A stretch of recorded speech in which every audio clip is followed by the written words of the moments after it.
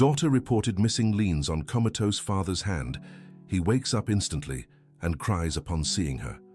Amanda Miller rushed through the halls of Mercy General Hospital in Cleveland, her heart pounding so hard it felt like it would leap from her chest. Her hands trembled as she clutched the yellowed paper she'd carried in her purse for 5 long years. It was when she saw the local news report that Richard Miller, 62, had been found unconscious in his home after 3 days without contact. The reporter mentioned the man had lived alone ever since his daughter mysteriously vanished years ago. "Please, I need to see my father, Richard Miller," she said to the receptionist, who gave her a puzzled look. "Ma'am, we don't have any patient by that name in our records," the clerk replied, checking the computer a second time. Amanda felt the world spin. It couldn't be. She was certain it was him. The aged but still familiar face she'd seen on TV was unmistakable. "There must be some mistake. He was admitted yesterday. I saw it in the paper," she insisted, showing the printed article she'd brought. The receptionist called the supervisor, a grey-haired woman who assessed the situation carefully. After some digging, they discovered the patient was registered only as Richard M., without a full last name, as he'd arrived without identification. "Room 315, intensive care unit," the supervisor informed her. "But ma'am, he's been in a coma for 2 days. The doctors don't know when he'll wake up." Amanda raced up the stairs, unable to wait for the elevator. Every step was a mix of hope and terror. 5 years. 5 years since she'd left home that terrible dawn, leaving only a note that said, "Forgive me, Dad." When she reached the right floor, she saw 2 nurses whispering near the counter. "It's so sad," one said. "No one comes to visit. Seems like the whole family fell apart after the daughter disappeared." "I heard he never stopped looking for her," the other replied. "Every year he puts ads in the paper on her birthday." Amanda approached slowly, feeling tears well up. "Are you talking about Mr. Richard? In room 315? The nurses turned, and one of them, Nurse Betty, the more experienced one, studied her carefully. "Yes, ma'am. Do you know the family?" I'm his daughter." The silence that followed was deafening. Nurse Betty pressed a hand to her chest, stunned. "Good heavens, Amanda. The girl he's been searching for all this time. How do you know my name?" "Dear, that man talks about you even in his sleep. When he's conscious, he asks for you every day. When we sedate him, he murmurs your name," Nurse Betty explained, wiping away a stray tear. Amanda's legs nearly gave out. All this time, she'd thought her father had accepted her leaving, maybe even felt relieved. "Can I see him?" "Of course you can, sweetheart, but tell me, where have you been all these years? Why did you disappear like that?" Amanda took a deep breath. It was a long, painful story, one she'd kept to herself all this time. "It's a long story, Nurse Betty. I thought I was doing the right thing by leaving home." Dear listener, if you're enjoying the story, take a moment to like and especially subscribe to the channel. It really helps those of us just starting out. Now, continuing. The two walked together to the door of room 315. Amanda paused at the entrance, her heart racing again. Through the glass, she could see the outline of her father lying in bed, surrounded by machines monitoring his vitals. "He's stable," Nurse Betty explained gently, "but the doctors say it might take time for him to wake up. Dr. Thompson believes the coma was caused by extreme exhaustion and prolonged stress." "Prolonged stress? Your father worked..." "I used to work 16 hours a day at the auto shop. Ever since you left, he buried himself in work. Barely ate, barely slept. We believe his body just couldn't take it anymore." Amanda placed her hand on the doorknob but hesitated. What if he didn't want to see her? What if, after all these years, resentment had taken over his heart? "You can go in, dear. He needs you now," Nurse Betty encouraged. When Amanda pushed the door open and stepped into the room, it was as if time had stopped. There was Richard Miller, the man who had been her anchor throughout her childhood and teenage years. Now, though, he seemed smaller, more fragile. His hair, once only graying at the temples, was now completely white. Deep wrinkles marked his face, telling the story of 5 years of suffering. She moved slowly toward the bed, watching the shallow rise and fall of his chest. His calloused hands from years at the auto shop lay pale against the white sheets. "Hi, Dad," she whispered, sitting in the chair beside the bed. "It's me, Amanda, I'm back." For several minutes she just watched him, gathering the courage to touch him. She had dreamed of this moment so many times, but now that she was here, she didn't know what to do. Then she noticed something on the nightstand that made her choke back tears. It was an old photo of her at 15, on the day of her middle school graduation. The same photo that had been in her wallet when she ran away. Beside the photo was a small worn notebook. Amanda glanced at Nurse Betty, who nodded, signaling it was okay to take it. When she opened it, she found her father's notes, dates, places he had searched for her, phone numbers of people who might have information. The first entry was from 5 years ago, 2 days after she had left. March 15th, looked for Amanda at her friend Jessica's house. She wasn't there. Jessica said Amanda hadn't mentioned traveling or leaving home. "I'll try her cousin Ashley's place tomorrow." March 16th, Ashley doesn't know anything either. Went to the bus station to talk to the staff. No one remembers seeing a girl matching Amanda's description. March 17th, put an ad in the paper. "I hope someone's seen her." Amanda kept reading, turning the pages carefully. Each entry was proof of her father's unconditional love and the anguish he had endured. There were notes for every day of the first 3 months. Then they became weekly, monthly, but they never stopped completely. The last entry was from just a week ago. November 12th. Dreamed about Amanda last night. She was sitting at our kitchen table, eating cinnamon rolls, like she did when she was little. When I woke up, I went to her room and made the bed like I do every day. I know she'll come back one day. I have faith. Amanda's tears fell onto the paper, slightly smudging the ink. She closed the notebook and held it to her chest, feeling the full weight of the lost years. "Dad, I'm so sorry, so very sorry," she murmured, leaning over the bed. "I thought you'd be better off without me. I thought I was causing too much trouble." Then, for the first time in 5 years, she touched her father's hand. His skin was cold but still familiar. These were the same hands that had taught her to ride a bike, that had stroked her hair when she was sad, that had worked hard every day to give her everything she needed. The moment her fingers intertwined with his, something extraordinary happened. The heart monitor's beeps quickened. The steady, slow rhythm suddenly grew faster. "Dad," Amanda called softly, watching his face intently. Slowly, Richard's eyelids began to move. First, just a barely noticeable tremor, then more defined movements as if he were struggling to emerge from a very deep sleep. Nurse Betty, who had discreetly stepped out to give them privacy, returned at that moment and saw the changed vital signs on the monitor. "Oh my God," she whispered, quickly calling Dr. Thompson over the intercom. Richard's eyes opened slowly, unfocused at first, trying to adjust to the light in the room. When he finally managed to focus, the first thing he saw was his daughter's face. For a moment he seemed confused, as if he couldn't believe what he was seeing. Then a single tear rolled down his face, followed by many others. "Amanda," his voice came out hoarse, almost inaudible. "My girl, you came back." "Hi, Dad," she replied, squeezing his hand tighter. "I'm back. I'm sorry it took me so long." Richard tried to sit up, but he was still too weak. Amanda helped him settle better in bed, adjusting the pillows behind his back.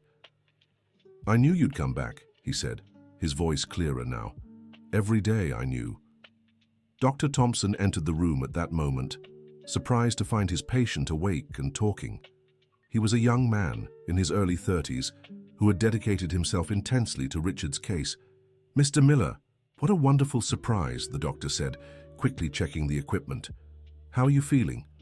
"I'm fine, doctor. My daughter came back," Richard answered, not taking his eyes off Amanda. Dr. Thompson looked at Amanda and then at Richard, immediately understanding the situation. "This is the daughter you always mentioned." "That's her, doctor. My Amanda." The doctor smiled, moved. He had cared for many patients over the years, but he had rarely witnessed something so touching. "Well, Mr. Miller, I'll need to run some tests to check your overall condition, but from what I can see, your awakening was spontaneous, and your vitals are stabilizing. I'll let you two talk for a while and come back in half an hour." When they were alone again, father and daughter looked at each other in silence for a few moments. There were so many things to say, so many explanations to give, so much lost time to make up for. "Why did you leave, sweetheart?" Richard finally asked, his voice heavy with pain and longing. Amanda took a deep breath. It was the question she knew she would have to answer sooner or later, the truth she had carried alone for 5 years. "Dad, do you remember that fight we had? About me wanting to study art in New York City?" Richard nodded. Of course he remembered. It had been one of the most intense arguments they'd ever had. "I remember. You wanted to go to the city, and I said I didn't have the money for a private college, that you should think of something more practical." "Yeah, exactly. And in the heat of the moment I said some horrible things to you.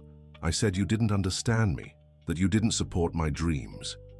Amanda paused, feeling the pain of that memory. "The next day, I overheard you talking to old Joe at the auto shop." Richard looked at her, confused, trying to recall. "You told him I was going through a tough phase, that all teenagers go through it.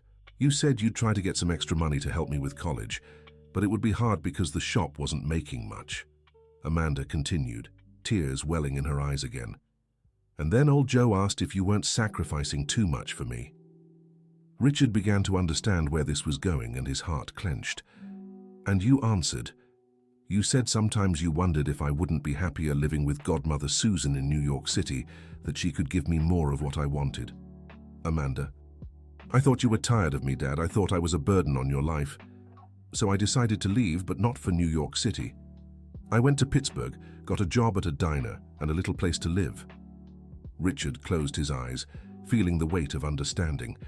A misunderstood conversation had destroyed 5 years of their lives. "My dear daughter," he said, squeezing her hand, "you got it all wrong. I never, ever wanted you to leave. That talk with old Joe, I was just worried if I could give you everything you deserved. I was afraid I was holding back your dreams. But I said you'd be happier with godmother Susan because she has more money, more education. But never because I didn't love you or because you were a burden. You're the most important thing in my life, Amanda." Father and daughter cried together, hugging awkwardly because of the medical equipment, but with immense relief at finally understanding the misunderstanding that had kept them apart. "Why didn't you ever come looking for me in Pittsburgh?" Amanda asked after a while. "Because I didn't know where you were," Richard answered. "I searched in New York City, I searched in Cleveland, in all the nearby towns. But Pittsburgh, it never crossed my mind. How did you even end up there?" "I took the first bus leaving the station. I didn't even check the destination. I just wanted to leave." Richard shook his head, thinking about how a simple coincidence had made finding her so much harder. "And how did you know I was here at the hospital?" "I saw it in the local online newspaper. I still check the Cleveland News every day. When I saw your name and your photo, I didn't think twice. I took the first bus back." Dear listener, if you're enjoying the story, take a moment to like and especially subscribe to the channel. It really helps us who are just starting out. Now, continuing, Dr. Thompson returned as promised, bringing a nurse to assist with the tests. Richard was visibly better, more alert, and with color returning to his face. "Mr. Richard, I'll need to run some simple tests to check your cognitive and motor functions," the doctor explained. "Can you tell me your full name?" "Richard Thomas Miller, 62 years old, mechanic." "Perfect. Now, can you tell me what day it is today?" Richard hesitated for a moment, looking at Amanda. "It's Tuesday or Wednesday?" "It's Thursday, Dad," Amanda gently helped him. "Thursday, November 19th, Dr. Thompson confirmed, making notes. "That's normal, Mr. Richard. After a coma, some initial confusion about time is common. Now, I'll ask you to wiggle your toes." The tests continued for another 15 minutes, and all the results indicated Richard was recovering well. There were no signs of significant neurological damage. "The news is very good," Dr. Thompson announced. "You were very lucky. The coma was caused by extreme exhaustion, but there's no permanent damage we can detect so far." "When can I go home, doctor?" Richard asked eagerly. "Let's take it slow. I want to keep you under observation for at least 3 more days. We need to make sure there's no risk of relapse and that your blood pressure stabilizes completely." After the doctor left, Amanda settled more comfortably in the chair beside her father's bed. There was so much to talk about, so many years to make up for. "Dad, I need to tell you about these 5 years. About what I did, where I worked, how I lived. I just want to know if you were happy, sweetheart." Amanda thought about the question. Happy was a complicated word to describe those years. "I learned a lot, Dad. I learned to stand on my own, to work hard, to appreciate the simple things. But happy, completely happy, I never was. I always missed you. And I missed yours, every day." Amanda then began to tell him about her life in Pittsburgh, how she had gotten her first job at Mr. Smith's diner, a kind man who didn't ask too many questions when she showed up needing work, how she had shared a small room with 2 other girls at first, how little by little she managed to study at night and earn her business administration associate degree. "Mr. Smith became almost like a father to me," she said. "When he saw I was hard-working and honest, he promoted me to manager of the diner. Eventually, I was able to rent a small apartment just for myself." Richard listened carefully, proud and yet sad that he had missed all those important moments in his daughter's life. "And are you dating? Do you have a boyfriend?" he asked with the natural curiosity of a father. Amanda smiled for the first time since arriving at the hospital. "I dated a guy for 2 years, Michael. He was a teacher at the school where I took night classes, but we broke up about 6 months ago." "Why?" "Because he wanted us to get married, and I couldn't fully commit to someone knowing I had left you here without an explanation. It was like a part of me was always missing." Richard squeezed his daughter's hand, understanding the pain she had carried too. "And now, sweetheart, what do you want to do?" "Now I want to come home, Dad. I want to take care of you, help at the auto shop if you need it. I want to make up for lost time." "What about your job in Pittsburgh?" "I quit before coming here. I had already decided to come back, even before I knew you were in the hospital. I couldn't stand being away from home any longer." Richard felt a mix of relief and guilt. Relief at having his daughter back, guilt that she had given up the life she had built. "Amanda, you don't have to give up your life for me. Dad, my life is here with you. These 5 years taught me that. I can work in Cleveland. I can keep studying here. What matters is that we're together." At that moment, Nurse Betty walked into the room with Richard's dinner. "How are my lovebirds doing?" she asked, smiling as she saw father and daughter talking animatedly. "We're doing great, Nurse Betty. Thank you for taking such good care of my dad," Amanda said. "Oh, don't mention it, dear. It was a pleasure. Your father is such a sweetheart. In the 5 days he was here before the coma, he wouldn't stop talking about you." "5 days?" Amanda was surprised. "Dad, you were here for 5 days before the coma?" Richard seemed uncomfortable with the question. "Yeah, I was having some dizziness, some chest pains. I came in for tests and Dr. Thompson decided to keep me for observation." "And why didn't you say that before? What were those symptoms?" Richard sighed, knowing he couldn't hide the truth from his daughter any longer. "Amanda, the doctor said my blood pressure was too high. My cholesterol was through the roof. He said I was working myself to death and not taking care of my health." "How long has this been going on?" "About 2 years, but I didn't pay attention. Thought it was just exhaustion." Amanda felt a pang of guilt. Her father had gotten sick because of her, from overworking himself trying to cope with the pain of their separation.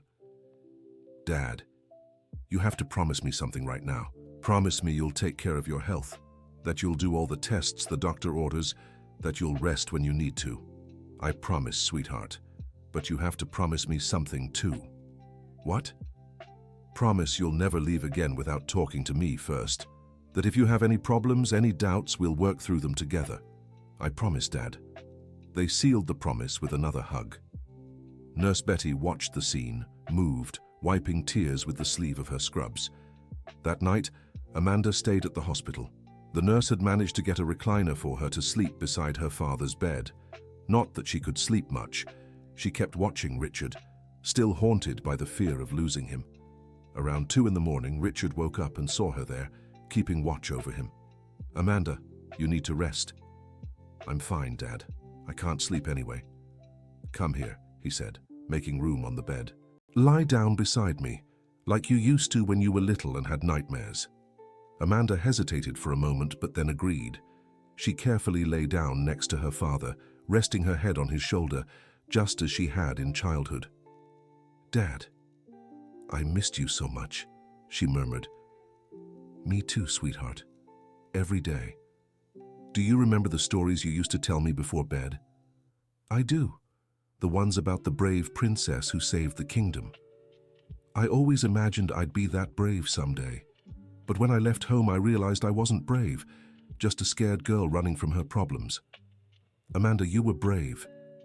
You left home at 18, made your own way, built a life. That's courage.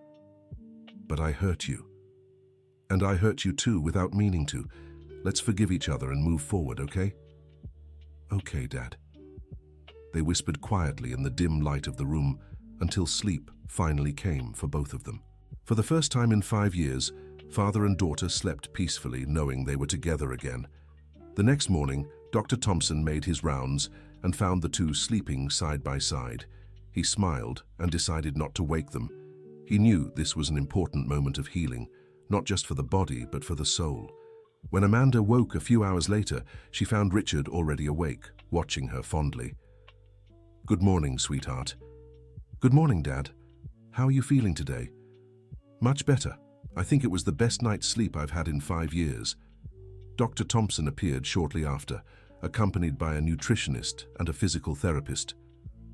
Good morning. How are our patients doing? The doctor teased. We're doing well, doctor, Richard replied. Can I take a shower today? Yes, but with supervision. The nurse will help you. And we have some people here to talk to you about diet and exercises for when you leave the hospital. The next few hours were filled with medical guidance. The nutritionist explained to Richard and Amanda what his new diet should look like. Less salt, less fat, more vegetables and fruit. The physical therapist taught him some simple exercises to do at home to gradually strengthen his body. The important thing now is a lifestyle change, Dr. Thompson explained. Less work, more rest, proper nutrition and light exercise. With these adjustments, Mr. Miller can live a normal, healthy life. Amanda took careful notes, determined to help her father follow all the doctor's recommendations. Doctor, when can he go back to working at the auto shop, she asked. No heavy lifting for now. If he wants to return, he can handle light, administrative tasks, but no crawling under cars or carrying heavy loads. Richard made a face. He'd always been an active man, used to physical labor. Dad, we can hire someone to help at the shop, Amanda suggested. You can supervise the work and I can handle the administrative side. You know about business administration. Remember I told you I got my associate's degree in business administration. I can help with the books, organize schedules, manage suppliers. Richard smiled, proud of his daughter. Then we'll be partners, he said. Partners? Yeah, Miller and daughter, auto repair. Amanda laughed, touched by the idea. Miller and daughter, I like the sound of that. Later that afternoon, a few people came to visit Richard. Old Joe, the mechanic who'd worked with him for over 10 years, showed up with a bouquet of flowers and nearly cried when he saw Amanda. Sweetheart, you scared me half to death disappearing like that. Your dad was out of his mind looking for you. Hi, old Joe. I'm really sorry for causing so much worry. What matters is you're back, and your dad's doing well. Just look at his color today. Way better than yesterday. Mrs. Wilson, the neighbor from next door, also stopped by. She was a woman in her 70s who'd always been close to the Miller family. Richard, my dear, what a joy to see you well.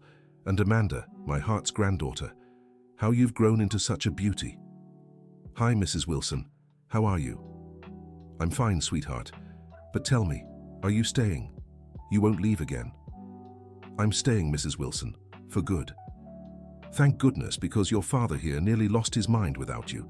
Every day he'd go to your room, tidy your things like you'd walk in any moment.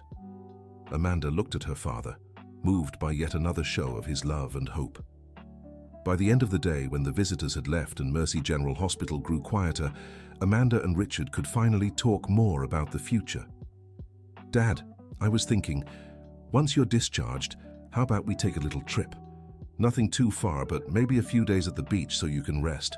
It's been ages since I've been to the shore, Richard mused. Last time was when you were about 12, remember? We went to Cape Cod. I remember. You tried teaching me to fish, and all I caught was seaweed. They laughed at the memory. It felt good to reminisce without pain, only fondness. We could go back to Cape Cod, Amanda suggested. Stay 5 days, eat fresh fish, walk on the sand. That does sound nice. It's been too long since I've had a real break. Dear listener, if you're enjoying the story, take a moment to like and especially subscribe to the channel. It means the world to us just starting out. Now, back to the story. On the second day post-coma, Richard was already much livelier. Dr. Thompson had cleared him to walk the halls with Amanda. It's amazing how your presence has sped up his recovery, Nurse Betty remarked, watching them stroll slowly down the corridor. In all my years, I've never seen anything like it. I feel better being near him too, Amanda admitted, like a missing piece of me finally slipped back into place. As they walked, Richard told Amanda about the changes in Cleveland during her absence. They built a new mall on the main avenue, and that empty lot where you played as a kid. There's a park there now with a playground and walking trail. Really? That's great. I'd love to see it once we're out of here. And there's something I did. I hope you don't mind. Amanda gave him a curious look. What is it, Dad? I turned your corner of the auto shop into a special little space. Put your sketchbooks there, some of the paintings you left behind. When I felt low, I'd go there and fuss with your things. Amanda stopped walking, touched. You kept my drawings. Every single one, sweetheart. Every scribbled page, every painting. They're all there, neatly organized on a shelf I built just for them. Dad, I'd forgotten I even liked to draw. But I remembered, and I always thought when you came back, we could set up a real studio for you. Right there in the hallway, Amanda hugged her father, not caring about the other patients and visitors passing by. Thank you for never giving up on me, she whispered. Never, sweetheart, never. On the third day, Dr. Thompson delivered the news they'd hoped for. Richard would be discharged the next day. But with a few conditions, the doctor added. Relative rest for another week, medication as prescribed, follow-up in 15 days for control tests, and most importantly, changes in eating and work habits. Don't worry, doctor. I'll make sure he follows everything to the letter, Amanda assured. And do you agree with this, Mr. Richard? I fully agree, doctor. Now I have every reason to take care of my health. That night, the last they would spend in the hospital, Amanda helped her father pack the few things he had brought when he was admitted. Among the clothes, she found an old worn-out wallet. Can I look? She asked, curious. Richard nodded. When Amanda opened the wallet, she found several photos of herself at different ages, from baby to teenager, and to her surprise, she also found the note she had left 5 years earlier. Forgive me, Dad. You kept this all this time? I did. It was the last thing you'd written to me. Even though it was sad, it was a part of you I could carry with me. Amanda took the note and, without a word, tore it into tiny pieces. Why did you do that? Richard asked, surprised. Because this note doesn't mean anything anymore, Dad. It was from a confused and scared girl. Now I'm a woman who knows what she wants, to stay by the father she loves. Richard smiled and helped his daughter toss the pieces of the note into the trash. Now our life can truly start over, he said. The next morning, the entire hospital staff gathered to say goodbye to Richard and Amanda. Nurse Betty had prepared a simple cake to mark the occasion. We're really going to miss you here, she said, hugging them both. But at the same time, I'm so happy to see you leaving together and happy. Dr. Thompson handed Richard an envelope with all the medical recommendations and prescriptions. Mr. Richard, it was a pleasure taking care of you. And Amanda, thank you for being the medicine your father needed most. Thank you, Doctor, for everything. When they finally left the hospital, Amanda stopped at the door and looked back. What is it, sweetheart? Nothing, Dad. It's just that this place will always have a special meaning for us. It's where our family found each other again. Richard agreed, and arm in arm, they walked toward the taxi that would take them home. On the way, Amanda observed the city she had left 5 years earlier. Some things had changed, but the essence remained the same. The familiar streets, the known shops, the people on the sidewalks. "How's the house, Dad?" "Just the way you left it, sweetheart. I didn't touch anything in your room, and the rest of the house..." Well, a man alone doesn't pay much attention to decoration. Amanda laughed, imagining the state of the house. "Let's give it a complete makeover. Paint the walls, replace a few things. How about that?" "That would be good. The house needs to come back to life." When they reached their street, Amanda felt a mix of nostalgia and excitement. There stood the house where she had grown up, where she had been happy, and from which she had fled 5 years earlier. The house was small but cozy. It had a front garden that clearly hadn't been tended to in a long time. The paint was peeling in spots and the plants looked dry. "The first thing we'll do is take care of this garden," Amanda said, looking at the neglected flower beds. "Your mother used to tend the plants. After she passed, and especially after you left, I kind of let this part go." Amanda knew her father was referring to her birth mother, who had died when she was 10. It was an old pain, but one that still hurt them both. When they entered the house, Amanda was overwhelmed by a wave of memories. Everything was exactly as she remembered, just a little dustier and quieter. "Let me show you what I did in your room," Richard said, excited. They climbed the creaky wooden stairs, just like always. When Richard opened the door to Amanda's room, she was stunned. The room wasn't just preserved, it was better than she had left it. The walls were painted a soft, light blue. New curtains hung by the window, and on one entire wall, Richard had installed shelves displaying all the drawings, paintings, and artwork Amanda had made during her teenage years. "Dad, this is beautiful. You really like it? I did it all myself on weekends. I wanted you to come back to a nice, organized space." Amanda walked around the room, looking at her old works displayed like pieces in a museum. "I didn't even remember making so many things," she murmured, stopping in front of a painting she had done at 16, a portrait of her father working in the auto shop. "This one was always my favorite," Richard said, stepping closer. "You drew me with so much care. And you kept all of this with so much love," Amanda replied, moved once again. They spent the rest of the afternoon tidying the house, catching up, and planning the changes they'd make. Amanda took over the kitchen, preparing the first home-cooked meal in years. "Dad, do you remember how to make that tomato sauce pasta Mom used to make?" "Sort of. But you know I was never much of a cook. Then we'll learn together. I'll be your cooking teacher, and you'll be my auto shop instructor." Richard laughed at the idea. "Deal. But fair warning, I'm a tough student in the kitchen." Over dinner, they talked about practical plans, how to reorganize the auto shop, how to bring Amanda into the business, where she'd work until she settled back in Cleveland. "Dad, I have some savings from Pittsburgh. It's not much, but it could help us hire an employee for the shop, at least at first." "Sweetheart, you don't need to spend your money on me." "It's not spending, Dad. It's investing in our partnership, remember? Miller and daughter." Richard smiled, liking the idea more and more. "You know what, Amanda? I think this separation of ours, as painful as it was, might have been necessary." "Why?"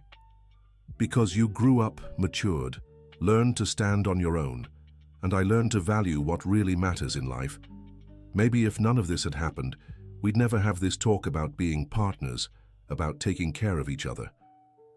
Amanda reflected on her father's words. "That's true. I learned a lot in Pittsburgh. I learned to be independent, but I also learned that independence doesn't mean staying away from the people you love. And I learned that working 16 hours a day doesn't make anyone happy if you have no one to share the good moments with." After dinner, they settled in the living room, watching TV and simply enjoying each other's company. It felt strange but wonderful to be home again. "Dad, can I ask you something?" "Of course, sweetheart." "In these 5 years, did you ever think about, I don't know, finding a girlfriend? Someone to keep you company?" Richard took a moment before answering.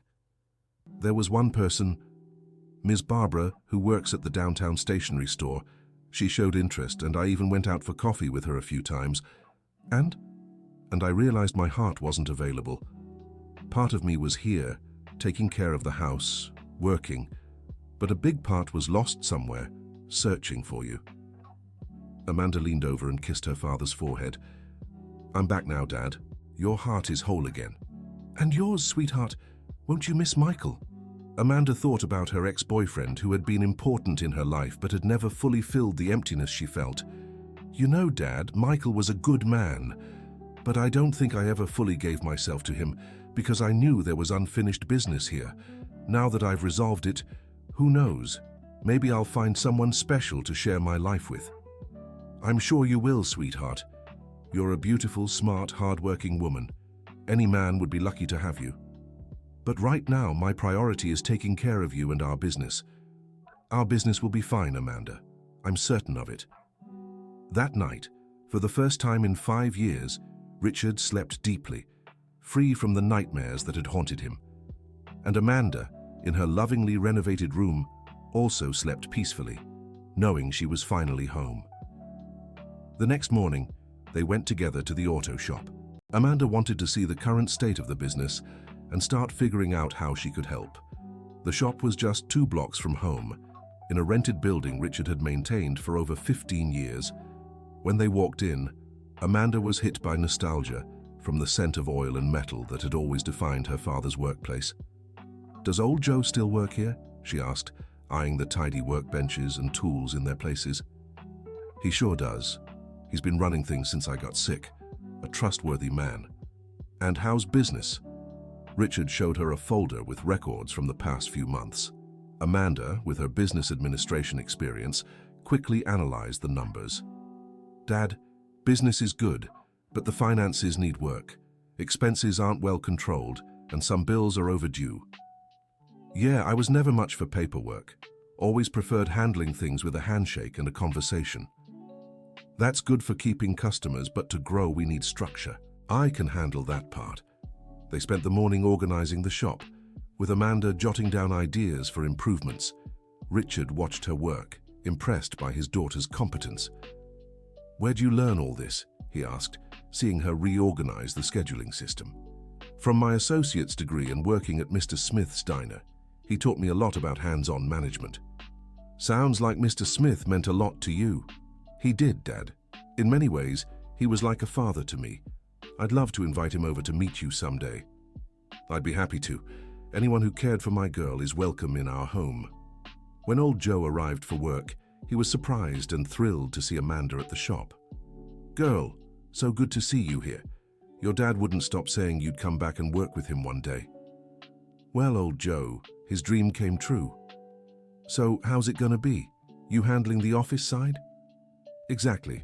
I'll manage schedules, accounts, suppliers. And who knows, maybe even learn a little mechanics over time." "Oh girl, mechanics ain't work for a delicate thing like you," Amanda laughed. "Old Joe, I spent 5 years working at a diner, hauling boxes, scrubbing industrial stoves. I'm not that delicate." Richard watched the exchange proudly. His daughter had returned not just more mature, but more determined and confident. "All right then," said old Joe. "We'll all work together. Good to have a real administrator here." The following days were intense and rewarding. Amanda threw herself into reorganizing the shop's administrative side, while Richard, following doctor's orders, stuck to supervising the more complex jobs. The new routine suited them both. Richard was noticeably healthier and more energetic, and Amanda felt happy and useful contributing to the family business. A week after leaving Mercy General Hospital, they had their first follow-up appointment with Dr. Thompson. "Thompson, the tests showed that Richard was recovering very well." "The results are excellent," announced the doctor. "Normal blood pressure, cholesterol going down, weight stabilized. Have you been following all the recommendations?" "To the letter, doctor. My daughter doesn't let me skip a thing," Richard replied, smiling. "I can see her presence is making all the difference.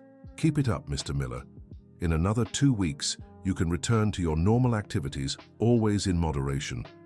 Leaving Mercy General Hospital, they decided to do something they hadn't done in a long time: have lunch out at a simple downtown diner. "Dad, I've been thinking about something," Amanda said while they waited for their order. "What is it?" "How about we throw a small party to celebrate your recovery and my return? Nothing too big, just some close friends and neighbors." Richard liked the idea. "It's been a while since I've had a good reason to celebrate. That would be really nice." We could do it next Saturday in the backyard. I'll make some snacks. You invite the guys from the auto shop and the neighbors. And will you invite anyone from Pittsburgh? Amanda thought for a moment. Maybe Mr. Smith and Mrs. Johnson, if they can come. They were very important to me. Then let's do it. It'll be a good way to officially introduce you as my business partner to everyone. During lunch, they planned all the party details. It felt good to have projects together, plans for the future. Dad, can I ask you one more thing? Go ahead. Are you really happy with all these changes? You don't feel, I don't know, too controlled? Richard stopped eating and looked seriously at his daughter. Amanda, the last 5 years were the saddest of my life. I worked so much because I didn't know what to do with the loneliness. Now I have you back, a business partner, reasons to take care of my health. I'm happier than I've been in a long time. I'm glad, because I'm really happy too. And that's what puts me at ease. I know you came back because you want to be here, not out of obligation. I came back because this is my place, Dad, by your side. The Saturday party was a success. Amanda had spent the whole week preparing. She decorated the backyard with colorful lights, made a variety of snacks and treats, and Richard had gathered all their friends.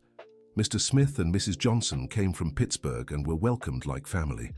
Richard was moved when he met the man who had looked after his daughter during his absence. Mr. Smith, I don't know how to thank you for what you did for my Amanda, Richard said, shaking the visitor's hand firmly. No need to thank me, Mr. Miller. Your daughter is a special young woman. It was a pleasure having her work with us. She told me you were like a father to her, and she was like a daughter to me. But I always knew she'd come home one day. Her heart was always here. During the party, Amanda officially introduced the partnership of Miller and daughter to everyone. The neighbors and friends were happy to hear she was back to stay and helping her father with the business. Mrs. Wilson, the neighbor, couldn't stop smiling. Amanda, my dear, what a joy to see you two together again. Your home even looks brighter now. It's true, Mrs. Wilson. Everything is more beautiful when you're with the ones you love. And you're really staying? Won't you miss the big city? I'm staying. My place is here. Old Joe, who had had a few beers, gave an emotional speech about Amanda's return and how it had changed Richard. Folks, you have no idea how Mr. Miller has changed since Amanda came back. Before it was all work and sadness. Now he smiles again, tells jokes, takes care of his health. It's like he's been reborn. Everyone applauded, and Richard felt embarrassed by the attention but happy for his friend's affection. Dr. Thompson, who had been invited and agreed to stop by briefly, was amazed by his patient's transformation. Mr. Miller, you're unrecognizable. The difference is astounding. It's the power of love, Doctor. When you have reasons to live, your body responds. That's the best medicine there is, the doctor agreed. The party lasted late into the night, filled with conversation, laughter, and music. Amanda watched everything with contentment, knowing she'd made the right choice by coming home. When the last guests left and they finished cleaning up, father and daughter sat in the backyard, enjoying the cool evening breeze. It was a beautiful party, sweetheart. Thank you for organizing everything. My pleasure, Dad. Seeing you happy, surrounded by friends, is all I want. You know what made me happiest today? What? Watching you interact with everyone, seeing how much people adore you. You have a gift for making others feel good. I learned that working at the diner, Mr. Smith always said a genuine smile is the best seasoning there is. He's right, and you have that smile, Amanda. They sat quietly for a while, gazing at the stars and simply enjoying each other's company. Dad, can I tell you something? Of course. These last 2 weeks have been the best I've had in 5 years, even with the hospital scare, even with the rush of reorganizing everything. I feel whole again. Me too, sweetheart. It's like my life has meaning again. And now? What are our plans for the future? Richard thought for a moment.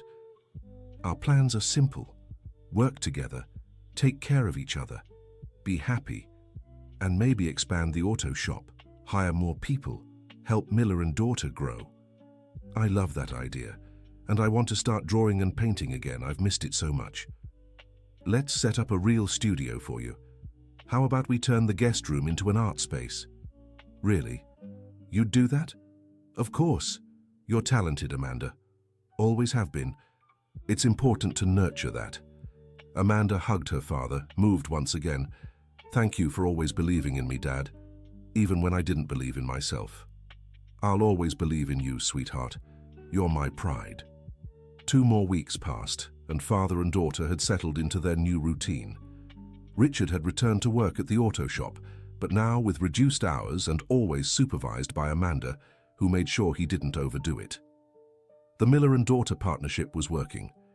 Amanda had managed to organize their finances, renegotiate supplier contracts, and even attract new clients through simple word-of-mouth marketing. Dad, did you know we've had a 30% increase in business in just 2 weeks? She announced, showing him the numbers. Really, how did we manage that? Organization, better service, and those business cards we had made. People heard we now have professional management and wanted to try us out. Richard was impressed by his daughter's skills. You're quite the businesswoman. I learned from the best, Mr. Smith and life itself. That afternoon, Dr. Thompson called with Richard's latest test results. Mr. Miller, I have great news. All your levels are normal. You're officially recovered. What a relief, Doctor. Does that mean I can go back to my regular workload? In moderation, yes, but keep up the good habits, healthy eating, light exercise, and most importantly, stay as happy as you are now. Richard hung up and rushed to tell Amanda, Sweetheart, the doctor said I'm cured. Dad, that's wonderful. Amanda hugged him tightly. But promise me you'll keep taking care of yourself, okay? I promise. I don't want to go through that scare again. To celebrate the good news, they decided to go through with their plan to travel to the beach, which they had talked about at the hospital. How about we go to Cape Cod this weekend? Suggested Amanda. Let's do it. It's been so long since I've seen the ocean. The trip to Cape Cod was magical. They stayed at a simple inn near the beach and spent 3 days just relaxing, talking, and enjoying each other's company. Richard taught Amanda how to fish properly this time, and she managed to catch 2 small fish, which they released back into the water. Dad, this is officially our best fishing trip yet, Amanda said, laughing. I couldn't agree more. Last time, all you caught was seaweed. They walked along the beach at sunset, talking about future plans, dreams, and life. Amanda, I need to tell you something important, Richard said, stopping in his tracks. What is it, Dad? Is everything okay? Everything is perfect. That's exactly what I wanted to say. These last 2 months have been the best of my life since your mother passed. Amanda smiled, understanding the weight of her father's words. For me too, Dad. I feel at peace for the first time in a long while, and I want you to know that no matter what happens in the future, I'm so proud of the woman you've become. You left home as a confused girl and came back as a strong, smart, and caring woman. And you've always been my example of strength and determination. Even in the hardest moments, you never gave up on me. I'll never give up on you, my dear. You're the most precious thing I have in this life. They hugged there on the beach, with the sound of the waves in the background and the sky painted orange by the sunset. Dad, I love you so much. I love you too, my darling girl. When they returned from Cape Cod, they were even closer and more determined to make Miller and daughter thrive. Amanda had used her time at the beach to sketch and rediscover how much she missed drawing. Dad, do you still want to set up that studio for me? Of course. Let's start this weekend. What kind of supplies will you need? Amanda made a list of paints, brushes, canvases, and other basic materials. Richard was excited to help his daughter reconnect with her passion for art. The following Saturday, they turned the old guest room into a small studio. Richard built a custom work table for Amanda, installed good lighting, and set up shelves for her supplies. Dad, it's perfect, Amanda exclaimed when she saw the result. Now you can paint as much as you want. And who knows, maybe you can make some pieces to decorate the auto shop. Great idea. I could paint some classic cars, tools, things that fit the vibe. The first painting Amanda made in her new studio was a portrait of her father working in the auto shop, an updated version of the one she'd painted as a teenager. When she showed it to Richard, he was moved. Amanda, this is amazing. You're so talented. Thanks, Dad. This one's for you, to hang in the living room. I'll frame it and give it the place of honor. The following months were full of growth and happiness. Miller and daughter auto shop flourished. Richard kept up with his health, and Amanda developed her artistic talent even more, selling some paintings to decorate homes and offices in the area. One day, Amanda got an unexpected call. It was Michael, her ex-boyfriend from Pittsburgh. "Amanda, it's so good to hear your voice. How are you?"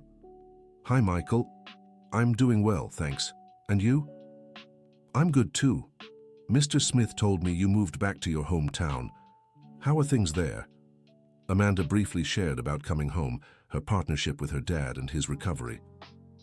"That's wonderful, Amanda. I always knew you'd come back one day. You never seemed completely happy here." "That's true. I had some unfinished business to take care of. Look, I'm calling because I'll be teaching some classes in Cleveland at a technical school. I'll be in town for a week. Do you think we could meet up, just to talk, as friends?" Amanda hesitated for a moment but decided to accept. "Of course, Michael. It'd be good to see you." When she told her father about the call, Richard was curious. "Is that the boy you dated back then?" "Yeah, Dad. He's coming to Cleveland for work and wants to meet up." "And you want to see him?" "I think so. He was important in my life and I'd like to show him I'm doing well, that I've found my place." "Then go, sweetheart. And if you want, you can bring him here. I'm curious to meet the man who looked after you all those years." The meeting with Michael took place at a downtown diner in Cleveland. When Amanda arrived, he was already waiting. He was a handsome man, around 40, with brown hair and kind eyes. "Amanda, you look so different," he said, standing to greet her. "Different how?" "More radiant. You have such a good energy about you." "It's because I'm happy, Michael. Truly happy." They talked for 2 hours, catching up on life. Michael told her about his new job, his career plans. Amanda talked about the auto shop, her art, and the rebuilt relationship with her father. "You know, Amanda, I always knew you had unresolved issues with your family. I could sense a sadness in you that I couldn't reach." "That's exactly it. I was happy with you, but part of me was always missing." "And now you feel whole?" "Yes, I do. I've found my place in the world. I'm happy for you, truly." At the end of their meeting, Michael made a confession. "Amanda, I need to tell you something. I always hoped you'd come back to Pittsburgh. I never could forget you completely." Amanda was touched, but she knew that chapter of her life was definitively closed. "Michael, you're a wonderful person. You were important in my life, helped me grow, become independent, but now I'm certain my place is here with my dad, taking care of our family. I understand, and I respect that. I just wanted you to know that if you ever change your mind—" "Thank you, Michael, from the bottom of my heart. But I won't change my mind." They said goodbye with a warm hug, and Amanda returned home with the feeling that she had truly closed that chapter of her life. "How was the meeting?" Richard asked when she arrived. "It was good, Dad. We talked as friends. He's doing well. But it made me realize even more that I made the right choice coming home." "He didn't try to convince you to go back?" "He did, subtly. But I made it clear my place is here, with you." Richard smiled, relieved and proud of his daughter. "And it is, sweetheart. Your place is here." A few more months passed, and Amanda and Richard's lives were in perfect harmony. The auto shop was thriving, Richard's health was excellent, and Amanda had become a respected artist in the area. One day, Richard came home with news. "Sweetheart, I got an interesting offer today." "What kind of offer, Dad?" "The owner of a chain of auto shops in New York City wants to buy ours. He made a very good offer." Amanda was surprised. "And what do you think?" "Well, the money would be enough for both of us to live comfortably for the rest of our lives. You could focus entirely on your art, and I could retire for good." "But do you want to sell the shop?" Richard thought before answering. "Amanda, the shop has always been important to me, but I've realized the most important thing is having you close by. If we sell, we can travel, see new places. You could study art at specialized schools." Amanda understood that her father was thinking of her well-being, but she also knew the auto shop was much more than a business to him. It was his life. "Dad, can I suggest something?" "Of course." "What if we don't sell now but expand instead? We could open a second auto shop, hire more people, turn Miller and Daughter into our own small chain." Richard was excited by the idea. "You think we can do it?" I'm sure of it. We have the knowledge, satisfied customers, and a good reputation. It's just a matter of planning. Then let's expand instead of selling. In the following months, Amanda and Richard worked tirelessly on the expansion project. Amanda used all her experience in business administration to draft a detailed business plan, while Richard focused on the technical aspects of the new shop. The second Miller and Daughter location opened 6 months later, with a celebration that brought the whole community together. Amanda had painted a special mural to decorate the entrance, a piece depicting a mechanic's hands at work, representing the tradition and care that defined their family business. "Dad, look what we've accomplished," Amanda said, admiring the new shop in operation. "It's incredible, sweetheart. I never imagined we'd come this far. And this is just the beginning. With organization and dedication, we can go even further." Richard hugged his daughter, proud of what they'd built together. "You know what the best part of all this is, Amanda?" "What?" "That we're doing it all together. It doesn't matter if it succeeds or fails. We're in this side by side." "We always will be, Dad. Always." A year after Amanda's return, they threw a special party to celebrate their reunion. They invited all their friends, neighbors, employees from both shops, and even Mr. Smith and Mrs. Johnson came from Pittsburgh. During the celebration, Richard gave an emotional speech. "Everyone, exactly 1 year ago I was in the hospital in a coma, not knowing if I'd survive. Today, I'm here, healthy, happy, surrounded by friends, with my beloved daughter by my side. Life can be very generous when you never stop believing in love." Amanda also wanted to speak. "A year ago, I was a lost woman who had left my family over a misunderstanding. Today, I'm a proud daughter, a fulfilled business partner, and an artist who has begun dreaming again. I've learned that home isn't a place, it's where the people we love are." Everyone applauded, moved. Dr. Thompson, who was also there, remarked, "I've never seen such a complete transformation. You two are proof that love can heal any wound." The party went on late into the night, but this time Amanda and Richard didn't mind the mess they'd have to clean up later. They were too happy to worry about the details. "Dad, this was the best year of my life," Amanda said when they were finally alone. "Mine too, sweetheart. The best of my entire life. And the years ahead will be even better. I'm sure of it." 2 years later, Amanda met William, a veterinarian who had opened a clinic near their second shop. He was a kind man, 38 years old, who loved art and was intrigued by Amanda's paintings displayed in the shop's reception. "Who made these?" he asked one day when he brought his car in for service. "That's my business partner," old Joe replied. "Amanda. She's not just an administrator, she's a very talented artist. Could you introduce us? I'm looking for someone to paint a few pieces for my clinic." When Amanda met William, she felt an instant connection. He was different from Michael, more mature, more stable, and most importantly, emotionally available. "William, this is my dad, Richard," Amanda said the second time they met. It would be a pleasure to meet him. Richard approved of William immediately. He saw in the young man's eyes the same admiration and respect he felt for Amanda. "Dad, what did you think of William?" Amanda asked after he left. "I liked him very much, sweetheart. He seems like a good, honest man, and most importantly, I see he makes you smile." "He really does. I feel happy when I'm with him." "Then that's what matters." Amanda and William's relationship blossomed naturally. He respected the special bond she shared with her father and admired her dedication to the family business. Amanda, in turn, supported William in his veterinary clinic and even painted a special mural to decorate the waiting room. 6 months later, William proposed to Amanda. He made the request formally to Richard first, honoring tradition and the love between father and daughter. "Mr. Richard, I'd like to ask for your daughter's hand in marriage," William said nervously. "William, Amanda is a grown, independent woman. The decision is hers, but I can tell you that you have my full approval." "Thank you, Mr. Richard, that means a lot to me. And I hope you understand that Amanda and I also have a business partnership. I don't want that to change." "Of course not. I admire your work and would never interfere." When William proposed to Amanda, she was moved but also concerned. "William, I accept your proposal, But you need to understand that my father will always be a priority in my life.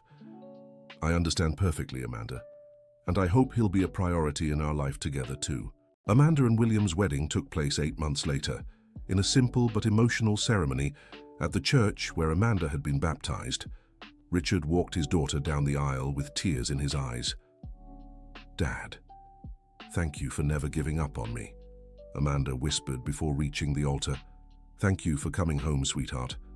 The ceremony was beautiful, attended by all the friends and family who had witnessed the journey of father and daughter reuniting. During the reception, Richard gave another heartfelt speech. "My daughter Amanda taught me that true love never gives up. Today, she's starting a new family, but I know ours will remain strong and united. William, welcome to the Miller family."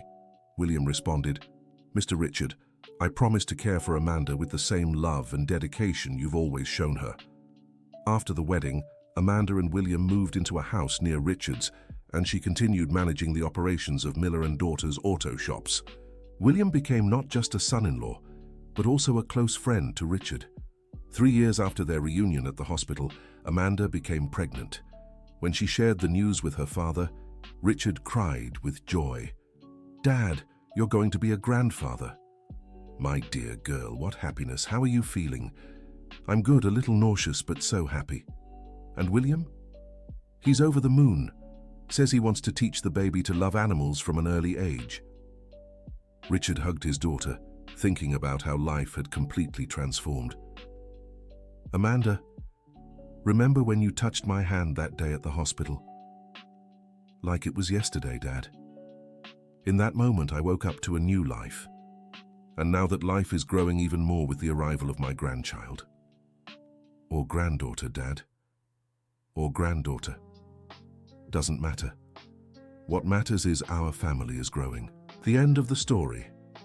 And now, dear listeners, we've reached the end of this touching story about the power of unconditional love between father and daughter. What did you think of this journey of reunion and forgiveness? Share your thoughts in the comments and tell us if you've experienced anything similar.